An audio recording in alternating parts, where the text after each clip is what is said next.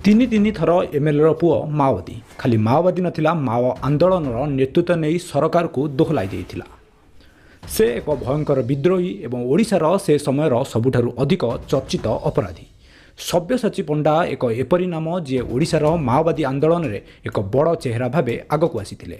କିନ୍ତୁ ସେ କେମିତି ଏତେ ଶକ୍ତିଶାଳୀ ହେଲେ, ସେ କାହିଁକି ସିପିଆଇ ମାଓଇଷ୍ଟରୁ ଅଲଗା ହୋଇ ନିଜର ଓଡ଼ିଶା ମାଓବାଦୀ ପାର୍ଟି ଗଠନ କଲେ ଏବଂ ତାଙ୍କର ପତନ କେମିତି ହେଲା, ଏହା ଏହି ଭିଡ଼ିଓରେ ସମ୍ପୂର୍ଣ୍ଣ ଡିଟେଲରେ ଜାଣିବା।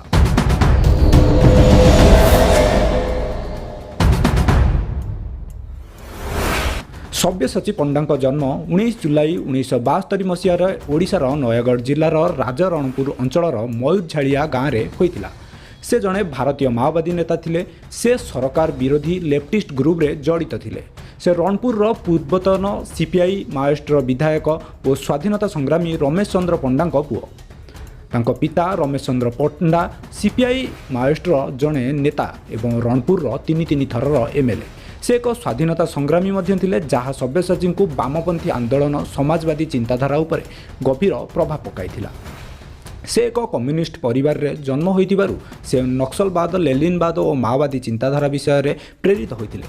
ତାଙ୍କ ପିତା ରାଜନୈତିକ କାର୍ଯ୍ୟକଳାପ, ଶ୍ରମିକ ଆନ୍ଦୋଳନ ଏବଂ ଆଦିବାସୀ ଜମି ଆନ୍ଦୋଳନରେ ଅଂଶଗ୍ରହଣ କରି ତାଙ୍କୁ ନ୍ୟାୟ ଏବଂ ସମାନତା ଦେବା ପାଇଁ ଲଢ଼ୁଥିଲେ ଏବଂ ସେ ଜିନିଷ ତାଙ୍କୁ ପ୍ରେରଣା ଦେଇଥିଲା। ସେ ଦଳିତ ଓ ଗରିବମାନଙ୍କ ପ୍ରତି ଅନ୍ୟାୟ ଏବଂ ରାଜ୍ୟ ବ୍ୟବସ୍ଥାର ଅସମତା ଦେଖି ସେ ଏହି ବିରୋଧରେ ସ୍ୱର ଉଠାଇଥିଲେ। ସେ ନୟାଗଡ଼ ଜିଲ୍ଲାରେ ଜନ୍ମ ହୋଇଥିବାରୁ ସେ ଗରିବୀ, ଜମି ସମସ୍ୟା ଏବଂ ଅନ୍ୟାୟ ନିକଟରୁ ଦେଖିଥିଲେ। ଏହି ପରିବେଶ ତାଙ୍କୁ ବିଦ୍ରୋହୀ ଆନ୍ଦୋଳନ ଏବଂ ରାଡ଼ିକାଲ ରାଜନୈତିକ ଚିନ୍ତାଧାରା ଦିଗରେ ଆକର୍ଷିତ କରିଥିଲା। କିନ୍ତୁ ତାଙ୍କ ପିତା ସଂସଦୀୟ ରାଜନୀତି ଦ୍ୱାରା ପରିବର୍ତ୍ତନ ଆଣିବାକୁ ପ୍ରୟାସ କରୁଥିଲେ, ହେଲେ ସବ୍ୟସାଚୀ ହିଂସାତ୍ମକ ରାସ୍ତାକୁ ବାଛିଲେ। ସେ ନକ୍ସଲବାଦ ଏବଂ ମାଓବାଦ ଆନ୍ଦୋଳନକୁ ଅଧିକ ମୂଲ୍ୟବୋଧ ସହ ଗ୍ରହଣ କରିଥିଲେ। ସେ ଭାଷଣ ଏବଂ ଲୋକମାନଙ୍କୁ ପ୍ରଭାବିତ କରିବା ତାଙ୍କ ପିତାଙ୍କ ରାଜନୈତିକ ଅନୁଭବ ଦ୍ୱାରା ଶିଖିଥିଲେ। ଅନ୍ୟମାନଙ୍କୁ ପ୍ରେରିତ କରିବା, ସଂଗଠିତ କରିବା ମଧ୍ୟ ତାଙ୍କ ପିତାଙ୍କଠାରୁ ଶିଖିଥିଲେ। ଏସବୁ ତାଙ୍କୁ ଆଗକୁ ତାଙ୍କ ରାଜନୈତିକ କ୍ୟାରିୟରରେ ବହୁତ ହେଲ୍ପ କରିଥିଲା। ବିଚ୍ଛିନ୍ନାଞ୍ଚଳ ଏବଂ ଗ୍ରାମୀଣ ଅଞ୍ଚଳରେ ସିପିଆଇ ମାଓଇଷ୍ଟର ଗ୍ରାସ ରୁଟ୍ରୁ ଅଭିଯାନ ଦ୍ୱାରା ସେ ବହୁତ ଷ୍ଟ୍ରଙ୍ଗ ସେ ଏରିଆରେ ବନିପାରିଥିଲେ ଏବଂ ତାଙ୍କ ପାଇଁ ଏକ ବଡ଼ ରାଜନୈତିକ ହେବାର ସ୍ୱତନ୍ତ୍ର ରାସ୍ତା ଖୋଲିଥିଲା। ସବ୍ୟସାଚୀ ପଣ୍ଡାଙ୍କ ନେତୃତ୍ୱରେ ମାଓବାଦୀ ଯାତ୍ରା ବହୁତ ଆଗକୁ ଯାଇଥିଲା। ସବ୍ୟସାଚୀ ଆରମ୍ଭରୁ ଜଣେ ମେଧାବୀ ଛାତ୍ର ଥିଲେ ଏବଂ ନୟାଗଡ଼ର ସରକାରୀ ବିଦ୍ୟାଳୟରେ ତାଙ୍କ ପାଠପଢ଼ା ହୋଇଥିଲା। ଛୋଟବେଳୁ ସେ ସାହିତ୍ୟ, ଇତିହାସ ଏବଂ ରାଜନୀତି ବିଷୟରେ ତାଙ୍କ ଅଧିକ ଆଗ୍ରହ ଥିଲା। ତାଙ୍କ ନୟାଗଡ଼ର ସ୍କୁଲ ଶିକ୍ଷା ହେବା ପରେ ସେ ଉଚ୍ଚଶିକ୍ଷା ପାଇଁ ଭୁବନେଶ୍ୱର ଆସିଥିଲେ। ସେ ଉତ୍କଳ ବିଶ୍ୱବିଦ୍ୟାଳୟରେ ଆଡ଼ମିସନ୍ ନେଇଥିଲେ ଏବଂ ସମ୍ଭବତଃ ରାଜନୀତି ବିଜ୍ଞାନରେ ଅଧ୍ୟୟନ କରିଥିଲେ। ଉତ୍କଳ ବିଶ୍ୱବିଦ୍ୟାଳୟରେ ଅନେକ ରାଜନୈତିକ ନେତା ଏବଂ ସାମାଜିକ କର୍ମୀ ତିଆରି ହୋଇଛନ୍ତି, ତାଙ୍କ ଭିତରୁ ସେ ମଧ୍ୟ ଜଣେ। ଏଠି ରହିବା ସମୟରେ ସେ ବାମପନ୍ଥୀ ଉପଦେଶଗୁଡ଼ିକ ଗଭୀର ଭାବରେ ଆକର୍ଷିତ ହୋଇଥିଲେ। ଉତ୍କଳ ବିଶ୍ୱବିଦ୍ୟାଳୟରେ ବାମପନ୍ଥୀ ଛାତ୍ର ଆନ୍ଦୋଳନରେ ଅତ୍ୟନ୍ତ ଉତ୍ସାହିତ ହୋଇଥିଲେ, ଯାହାର ପ୍ରଭାବ ସବ୍ୟସାଚୀଙ୍କ ଉପରେ ପଡ଼ିଥିଲା। ସେ ବିଭିନ୍ନ ଛାତ୍ର ଆନ୍ଦୋଳନ ଏବଂ ଗଣଧାରଣାରେ ଅଂଶ ନେଇଥିଲେ, ଯେଉଁଥିରେ ଦାଦନ ସମସ୍ୟା, ଅନ୍ୟାୟ ଏବଂ ଶାସନ ପ୍ରଣାଳୀ ଉପରେ ଅସନ୍ତୋଷ ଜଣାଇଥିଲେ। ଏହି ଅନୁଭବ ତାଙ୍କୁ ନେତାରେ ପରିଣତ କରିଥିଲା। ଉତ୍କଳ ବିଶ୍ୱବିଦ୍ୟାଳୟରେ ସେ ଧୀରେ ଧୀରେ ମାଓବାଦୀ, ନକ୍ସଲବାଦ ଉପଦେଶ ଉପରେ ଅଧିକ ଅନୁସନ୍ଧାନ କରିବାକୁ ଲାଗିଲେ। ସେ ନିଜର ପିତା ସିପିଆଇ ମାଓଇଷ୍ଟର ରାଜନୀତି ଭିତ୍ତିକୁ ଅସ୍ୱୀକାର କରି ଏବଂ ମାଓବାଦୀ ଆନ୍ଦୋଳନ ପ୍ରତି ଆଗ୍ରହ ବୃଦ୍ଧି କଲେ।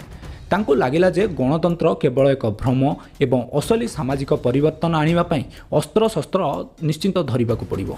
ଏହା ଭାବି ସେ ମାଓବାଦୀରେ ଜଏନ୍ ହୋଇଥିଲେ। ଉତ୍କଳ ବିଶ୍ୱବିଦ୍ୟାଳୟରେ ରହିବା ସମୟରେ ସେ ଅଣଅଧିକୃତ ମାଓବାଦୀ ଦଳ ଏବଂ ନକ୍ସଲି ଗୋଷ୍ଠୀ ସହିତ ସମ୍ପର୍କ ସ୍ଥାପନ କରିଥିଲେ। ସେ ମାଓବାଦୀ ଆନ୍ଦୋଳନରେ ଅଂଶଗ୍ରହଣ କରି ଏକ ଉଗ୍ରବାଦୀ ନେତା ଭାବେ ପରିଣତ ହେଲେ। ଏହି ଶିକ୍ଷା ଆଦର୍ଶଗୁଡ଼ିକୁ ତାଙ୍କୁ ଭବିଷ୍ୟତରେ ଓଡ଼ିଶାରେ ଏକ ପ୍ରମୁଖ ମାଓବାଦୀ ନେତା ଭାବେ ଆଗକୁ ଆଣିଥିଲା। ସବ୍ୟସାଚୀ ପଣ୍ଡାଙ୍କ ଶିକ୍ଷା ଯାତ୍ରା ନୟାଗଡ଼ରେ ଆରମ୍ଭ ହୋଇ ଉତ୍କଳ ବିଶ୍ୱବିଦ୍ୟାଳୟରେ ଶେଷ ହୋଇଥିଲା। 1990ରେ ସେ ସିପିଆଇଏମ୍ ଛାଡ଼ି ପିପୁଲ ୱାର୍ ଗ୍ରୁପ ନାମକ ଏକ ନକ୍ସଲି ସଂସ୍ଥାରେ ଜଏନ୍ କରିଥିଲେ।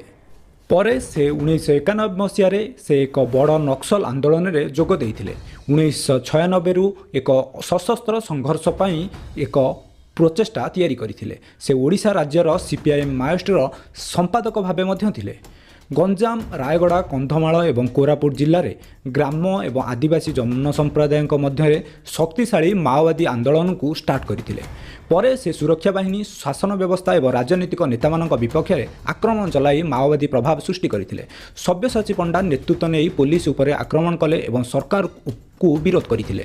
2008 ମସିହାରେ ଓଡ଼ିଶା ଇତିହାସରେ ଏକ ସବୁଠାରୁ ଭୟଙ୍କର ମାଓବାଦୀ ଆକ୍ରମଣ ଘଟିଥିଲା। ପ୍ରାୟ 500 ଜଣ ଅସ୍ତ୍ରାଧିକାରୀ ମାଓବାଦୀ ହଠାତ୍ ନୟାଗଡ଼ ଟାଉନ୍ ଉପରେ ଆକ୍ରମଣ କଲେ। ସେମାନେ ପୋଲିସ ଅଫିସ ଏବଂ ଆର୍ମସ୍ ଗୋଦାମକୁ ଲୁଟି ନେଲେ।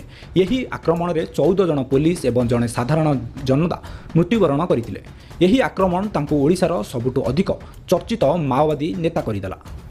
ତାପରେ 23 ଅଗଷ୍ଟ 2008 ରାତିରେ ସ୍ୱାମୀ ଲକ୍ଷ୍ମଣାନନ୍ଦ ସରସ୍ୱତୀ ଓଡ଼ିଶାର କନ୍ଧମାଳ ଜିଲ୍ଲାର ଜଳସ୍ଫୋଟ ଆଶ୍ରମରେ ଥିଲେ। ଏହି ଆଶ୍ରମରେ ଅଞ୍ଚଳୀୟ ହିନ୍ଦୁ ସମ୍ପ୍ରଦାୟର ଅନେକ ଲୋକ ଯୋଗ ଦେଇଥିଲେ। ଏହି ସମୟରେ ସନ୍ଧ୍ୟା ପାଖାପାଖି 8:30 କିଛି ଅସ୍ତ୍ର ଧରି ମାଓବାଦୀ ଭୟଙ୍କର ଗୁଳି ବର୍ଷା କରିଥିଲେ। ସ୍ୱାମୀଜୀ ଏବଂ ତାଙ୍କ ଶିଷ୍ୟମାନେ ଏଥିରେ ମୃତ୍ୟୁବରଣ କରିଥିଲେ। ଏହି ହତ୍ୟାକାଣ୍ଡ ପରେ କନ୍ଧମାଳ ଜିଲ୍ଲାରେ ଭୟଙ୍କର ଦଙ୍ଗା ଷ୍ଟାର୍ଟ ହୋଇଥିଲା, ଯେଉଁଥିରେ ଅନେକ ଘର ଏବଂ ଚର୍ଚ୍ଚ ଏବଂ ଜୀବନ ଜୀବିକା ସବୁ ନଷ୍ଟ ହୋଇଥିଲା। ଏହି ଘଟଣା ଓଡ଼ିଶାର ଇତିହାସରେ ଏକ କଳା ଦାଗ। ପରେ ସବ୍ୟସାଚୀ ପଣ୍ଡା ଏହି ହତ୍ୟାକାଣ୍ଡକୁ ରଚିଛନ୍ତି ବୋଲି ସ୍ୱୀକାର କରିଥିଲେ। ତାଙ୍କ ଅନୁସାରେ ମାଓବାଦୀ ସେମାନଙ୍କ ଉପରେ ହିନ୍ଦୁ ଧର୍ମ ଲୋକଙ୍କୁ ଅତ୍ୟାଚାର କରିବାର ଅଭିଯୋଗ ଲାଗିଥିଲା କହିଥିଲେ। ଏହି ହତ୍ୟା ଏବଂ ପରବର୍ତ୍ତୀ ଦଙ୍ଗା ଓଡ଼ିଶାର ରାଜନୈତିକ ଏବଂ ସାମାଜିକ ପରିସ୍ଥିତିକୁ ନୂଆ ମୋଡ଼ ଦେଇଥିଲା। ତାପରେ ମାଲକାନଗିରି ଜିଲ୍ଲାପାଳଙ୍କର ଅପହରଣ କରିଥିଲେ।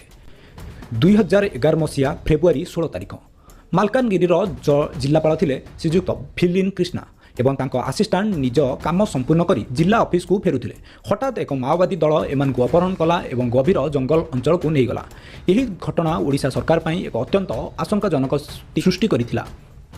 ଏହି ଅପହରଣ ପରେ ଓଡ଼ିଶା ସରକାର ଏକ ଅପରେସନ୍ ଚଳାଇଲେ ଏବଂ ମାଓବାଦୀଙ୍କ ସହ ଆଲୋଚନା ମଧ୍ୟ ଆରମ୍ଭ ହେଲା। ସବ୍ୟସାଚୀ ପଣ୍ଡାଙ୍କ ଦଳ ସରକାର ସହିତ କିଛି ଅପେକ୍ଷା ଏବଂ ମାଓବାଦୀଙ୍କ ଅପରେସନ୍କୁ ବନ୍ଦ କରିବା ପାଇଁ ଦାବି ରଖିଲା। ଏହି ଆଲୋଚନା ପରେ କିଛି ଦିନ ବିତିଲା ପରେ ଜିଲ୍ଲାପାଳ ଭିଲିନ୍ କ୍ରିଷ୍ଣାଙ୍କୁ ତାଙ୍କ ଦ୍ୱାରା ମୁକ୍ତି କରାଗଲା, କିନ୍ତୁ ସରକାରକୁ ପ୍ରତିବଦଳରେ ମାଓବାଦୀଙ୍କ ଆଗରେ ମୁଣ୍ଡ ନୁଆଇବାକୁ ପଡ଼ିଥିଲା। ଏହି ଅପହରଣ ଓଡ଼ିଶାର ସୁରକ୍ଷା ବ୍ୟବସ୍ଥା ଏବଂ ମାଓବାଦୀ ସମସ୍ୟା ଉପରେ ଗୁରୁତ୍ୱପୂର୍ଣ୍ଣ ପ୍ରଭାବ ପକାଇଥିଲା। 2012ରେ ସିପିଆଇ ମାଓଇଷ୍ଟ ସହିତ ତାଙ୍କର କିଛି ମତଭେଦ ହେଲା, କାହିଁକିନା ତାଙ୍କ ଚିନ୍ତାଧାରା ଏବଂ ସବ୍ୟସାଚୀ ପଣ୍ଡାଙ୍କ ଚିନ୍ତାଧାରା ମେଳ ଖାଇଲାନି। ସେଥିପାଇଁ ସେ ଏକ ନୂଆ ଦଳ ଗଠନ କଲେ, ଯାହାର ନାମ ରଖିଲେ ଓଡ଼ିଶା ମାଓବାଦୀ ପାର୍ଟି, ଯାହାର ସର୍ଟ ଫର୍ମ ହେଲା OMP। ସମୟ ଆସିଲା ଜୁଲାଇ 18, 2014।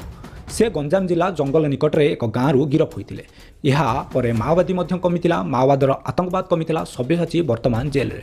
ସବ୍ୟସାଚୀଙ୍କ ପତ୍ନୀ ମିଲି ପଣ୍ଡା ବର୍ତ୍ତମାନ ରାଜନୀତି କରୁଛନ୍ତି। ଇଏ ଥିଲା ସବ୍ୟସାଚୀ ପଣ୍ଡାଙ୍କର ଷ୍ଟୋରି। ଆପଣଙ୍କୁ ଯଦି ଆମ ପ୍ରୟାସ ଭଲ ଲାଗିଲା ତାହେଲେ ଭିଡ଼ିଓକୁ ଲାଇକ୍ କରନ୍ତୁ, ଫ୍ରେଣ୍ଡସ୍ମାନଙ୍କୁ ସେୟାର କରନ୍ତୁ ଏବଂ ଚ୍ୟାନେଲକୁ ସବସ୍କ୍ରାଇବ୍ କରି ଆମକୁ ସପୋର୍ଟ କରନ୍ତୁ। ଜୟ ଜଗନ୍ନାଥ। ପୁଣି ଦେଖା ହେବ ଆଉ ଏକ ଭିଡ଼ିଓରେ ଆଉ ଏକ ଟପିକକୁ ନେଇ।